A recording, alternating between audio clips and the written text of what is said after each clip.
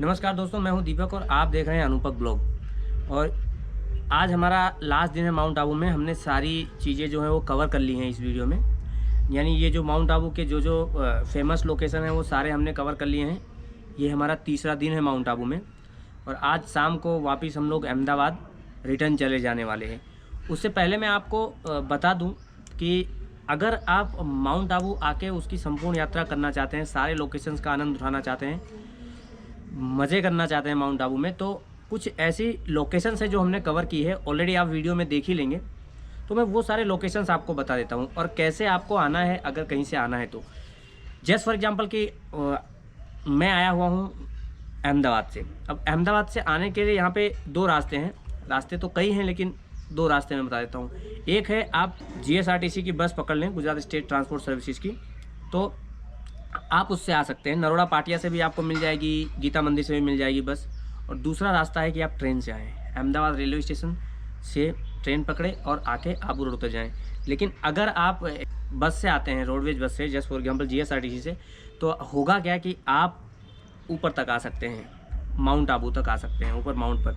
लेकिन अगर आप आ रहे हैं ट्रेन से तो आपको आबू रोड उतरना पड़ेगा।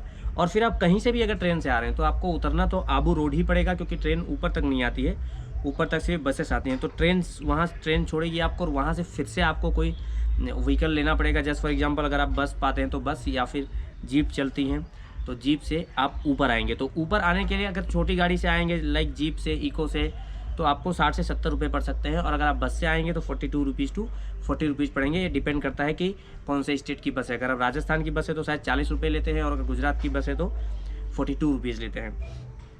तो इस तरह आप पहुंच जाएंगे ऊपर माउंट आबू। अब अगर आपको पूरा माउंट आबू घूमना है तो लगभग आपको लगेंगे 3 दिन घूमने में। इससे कम में मुझे नहीं लगता कि घूम पाओगे। आप घूमने वाले तो घूम लेंगे, आप घूम सकते हो, लेकिन आप दौड़ धूप में ही निकल जाओगे पूरे 2 दिन, क्योंकि कई यहाँ पे कोई भी लोकेशन फ्लैट लोकेशन नहीं है, कहीं आपको चढ़ना पड़ता है, फिर वहाँ से उतरना पड़ता है। तो इसलिए आपको एटलीस्ट जो है वो 3 दिन चाहिए होगा पूरा आबू घूमने के लिए। इसीलिए हम 3 दिन लेके आए हैं। पहले अगर मैं बताऊं तो जैसे आप माउंट आबू पहुंचते हैं तो पहले आपको ढूंढना है एक बेस्ट होटल या फिर धर्मशाला। हम जिस होटल में रुके हुए हैं वो होटल में हम जब से माउंट आबू आ रहे हैं, ये हमारा 4th टाइम है, कई वीडियोज़ में बोल चुका हूँ मैं, तो हम इसी होटल में रुकते हैं। और फिर यहाँ से हम लेते हैं एक्टिवा, या फिर आप चाहें तो बाइक भी ले सकते हैं। एक्टिवा लेते हैं और फिर हम प्लान करते हैं कि कौन कौन से लोकेशन पे जाना है। और यहाँ पे क्या है कि आप मैं जिस प्लान के तहत बता रहा हूँ, आपका कोई लोकेशन छूटेगा नहीं अगर मेरे हिसाब से अगर आप माउंट आबू घूमते हैं तो।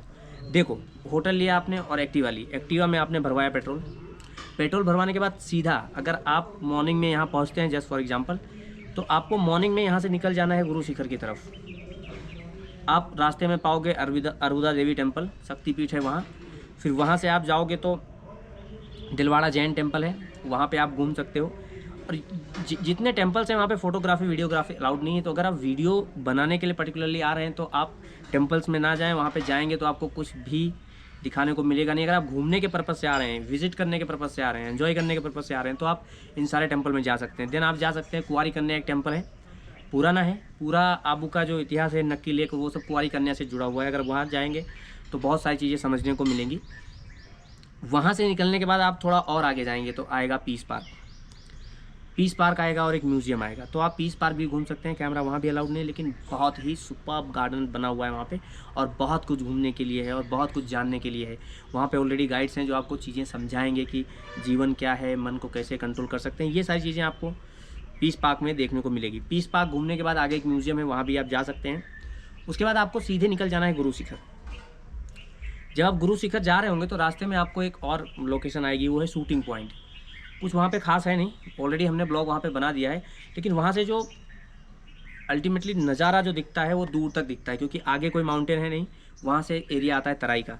तो आप शूटिंग पॉइंट विजिट कर सकते हैं। देन आप जा सकते हैं गुरु शिखर जाएंगे तो वहाँ पे एक छोटी मार्केट है, मार्केट विजिट कर सकते हैं।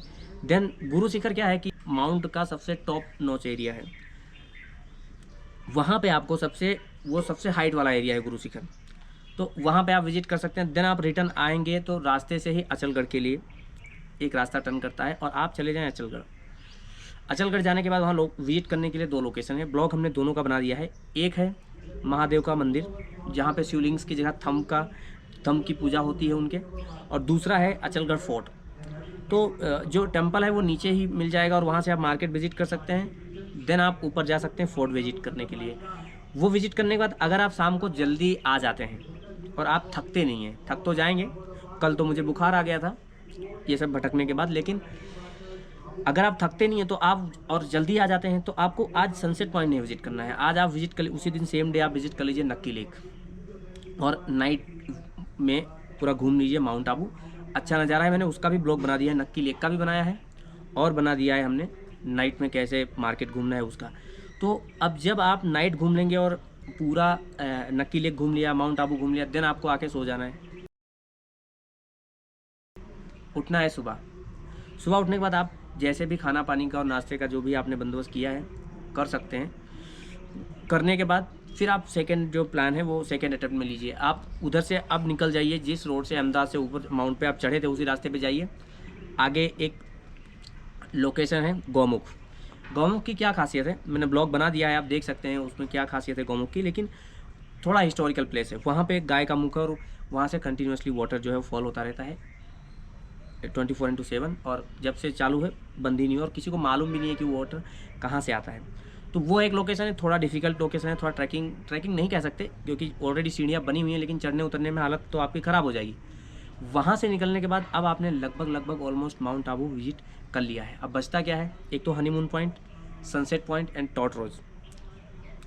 अब ये जो 3 लोकेशन है वो सेम डे आप विजिट कर सकते हैं। आप दोपहर को टॉट रोज चले जाइए, उसके बाद वहाँ से आप हनीमून पॉइंट चले जाइए, और इन द इवनिंग आप सनसेट पॉइंट जा सकते हैं 5 बजे तक, तो आपको सनसेट का अच्छा नज़ारा दिखेगा। और इस तरह आप पूरा माउंट आबू विजिट कर सकते हैं जिस तरह हम प्लान करके विजिट किए हैं। इसके बाद भी कई लोकेशंस हैं छोटे मोटे जो हमने विजिट नहीं किया क्योंकि हमारे पास टाइम की कमी है। हम थोड़ा फॉरेस्ट में भी जाने वाले थे घूमने के लिए, लेकिन जिनके साथ जाने वाले थे वो उनके पास इस बार टाइम रहा नहीं, थोड़ा काम में व्यस्त थे, तो इसलिए नहीं सेट हो पाया। तो दोस्तों इस तरह आप पूरे माउंट आबू का जो है वो विजिट ले सकते हैं प्लान करके। ये तो मैंने 2 दिन में ही ख़त्म कर दिया विजिट, अगर आप करना चाहें तो 2 दिन में, लेकिन जिस तरह मैंने बताया है शायद उस तरह से आप कर नहीं पाएंगे क्योंकि बहुत ज़्यादा डिफिकल्ट है चढ़ना उतरना। आप कहीं भी जो भी मैंने लोकेशंस बताई हैं, कुंवारी कन्या और जैन दिलवाड़ा टेम्पल और पीस पार्क को छोड़ के बाकी सब जगह आपको चढ़ना उतरना पड़ेगा। 100, 200, 500 सीढ़ियाँ हर जगह चढ़नी है, तो एक थोड़ा डिफिकल्ट होता है, थक जाएंगे आप। इसलिए अगर इस प्लान के साथ अगर आप माउंट आबू विजिट करेंगे तो आप डेफिनेटली बहुत कम बजट में और अच्छे से माउंट आबू घूम लेंगे। दोस्तों अगर आपको वीडियो अच्छी लगी हो तो प्लीज़ इस वीडियो को लाइक कीजिए, ज़्यादा से ज़्यादा लोगों के साथ शेयर कीजिए, और हमारे चैनल को सब्सक्राइब कीजिए ताकि आगे की आने वाले कोई भी वीडियो और ब्लॉग्स आपसे मिस ना हो। वीडियो पूरा देखने के लिए हमारी पूरी टीम की तरफ से आप सभी को बहुत बहुत धन्यवाद।